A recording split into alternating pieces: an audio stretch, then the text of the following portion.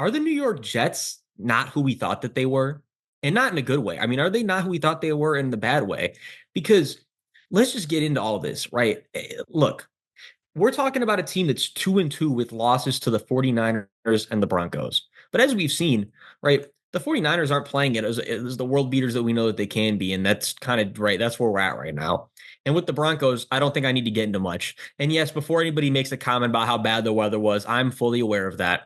However, the Broncos were playing in the same weather, believe it or not. So, that's something that we'll address right off the bat. Look, wins against the Titans by one score. I don't think I need to explain much why that's not necessarily the best thing. And then the Patriots. But again, favorable matchup. The Patriots are the Patriots, and man, oh man, are the Patriots not a good team.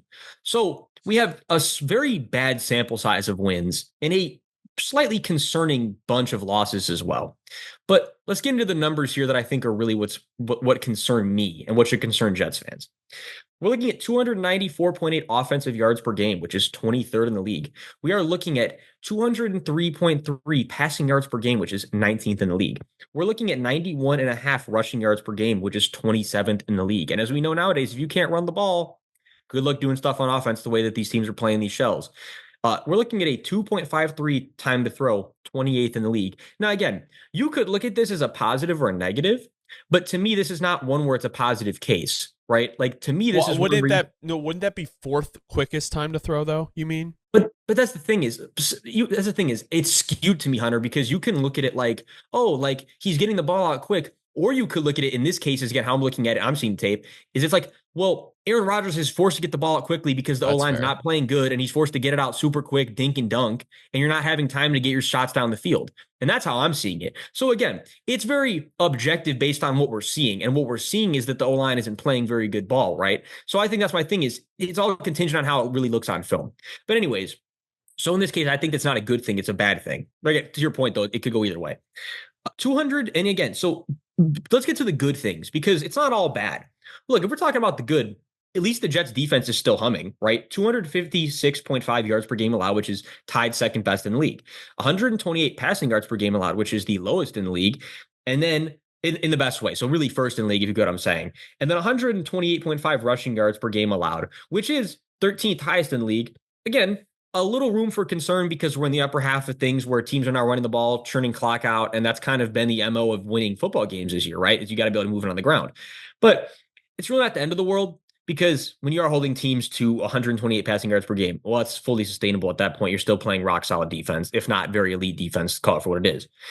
But, look, here's my biggest thing, and this is where we're going to really see whether this is an overreaction or not. It's kind of like it's really going to slap us in the face over the next 3 weeks because over the next 3 weeks, we're looking at a schedule consisting of them having to go to the Vikings away. So we're going to the Viking Stadium and then facing the Bills at home.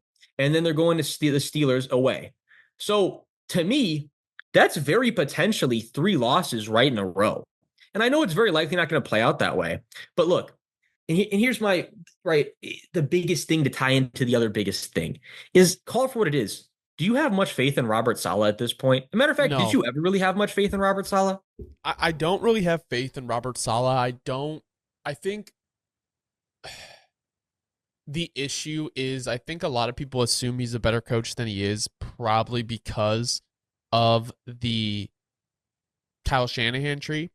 And unfortunately, we see some of those guys are just not panning out as well. Like, I'm not saying like it's a bad, like the coaching tree is bad, but not everyone from there is going to be good. I mean, we could even, if you want to like talk about Mike McDaniel, like, yeah, he's been good in stretches, but he has not been consistently a deep winning coach, right? Like they struggled later in the year. They struggle in the playoffs.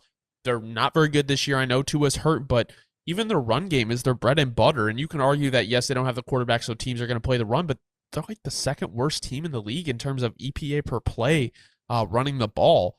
And we're not talking about the Dolphins. We're not talking about the Dolphins at this point. We're talking about the Jets, but it's just, I think he gets the benefit of the doubt because he's from the Shanahan tree. The reality is that Aaron Rodgers isn't really playing the best ball, and the best game he played was versus the Patriots. And I'm going to tell you something that sounds kind of crazy.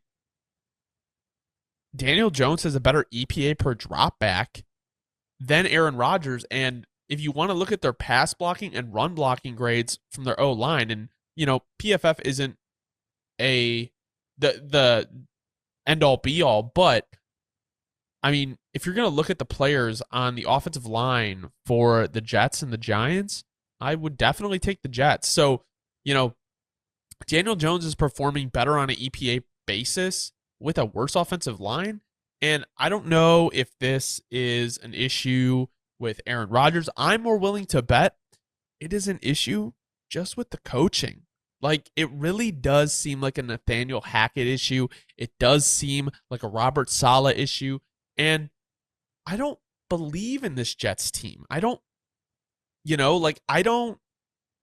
see how I can see them going off in certain games. Like, I think Aaron Rodgers can just have those type of games because of the level of player he is.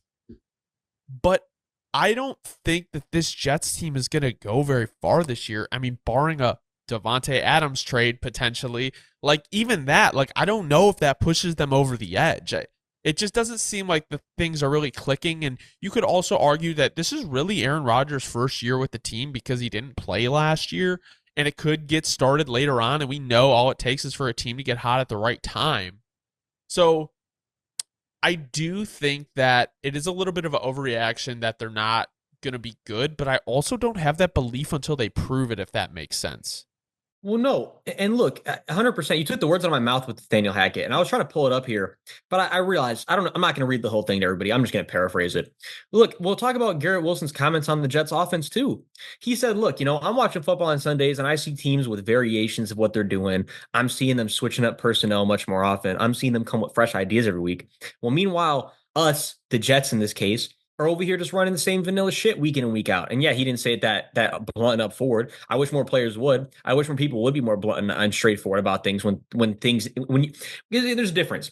When things aren't going your way, but it's fixable and it's like objectively like you're also part of the problem, then it's not, then you shouldn't be saying that stuff. But when you're in a case where you're like the Jets offense and it can be so much better, then I'm all for just bringing the heat because right, the pressure makes diamonds or burst pipes, as they say.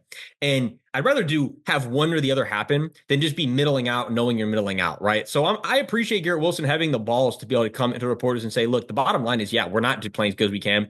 And it does really, he's basically translating that, yeah, it falls on coaching, right? He's not going to come out and say it directly, but it's true. I mean, look, at this point, we have gotten a very firm sample size of Nathaniel Hackett.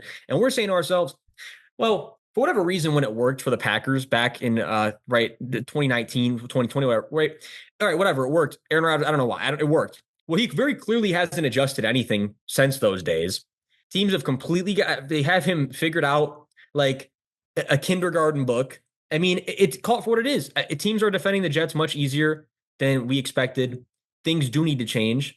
You can tie all this together into one big problem. And that's where it's right to just reiterate the point from earlier too. If you're the defense, you got to be so frustrated because you're saying to yourself, wow, we're playing just as good, if not better than last year, right? We're dominating, we're stifling. And meanwhile, we get A-Rod back and it's not anywhere near as bad as it was before. But man, oh man, it ain't what we expected. Yeah, it's got to be frustrating. I mean, just to kind of close it up here, last thoughts. Do you think the Jets make the playoffs this year? I still think it's possible because I'm never going to sit here and count Aaron Rodgers out. Kind of like how we always say about like Stafford and there's other guys that, fit in that same mold where it's like, no matter how, because the Jets aren't anywhere near as bleak as the Rams. Let me be crystal clear. No. But you get what I'm saying, where things start to get a little bleak and questionable. Look, I'm never going to count out Aaron Rodgers. But right. With all that said, it's also like I'm not counting in the Jets right now. So Take that how you will. I'm going to go, I want to say yes, and I think they might sneak in as the 7th seed. So thank you guys so much for watching. If you don't know ball, want to know ball, be sure to subscribe. Leave a like. Let us know in the comments if you think the Jets will make the playoffs this year.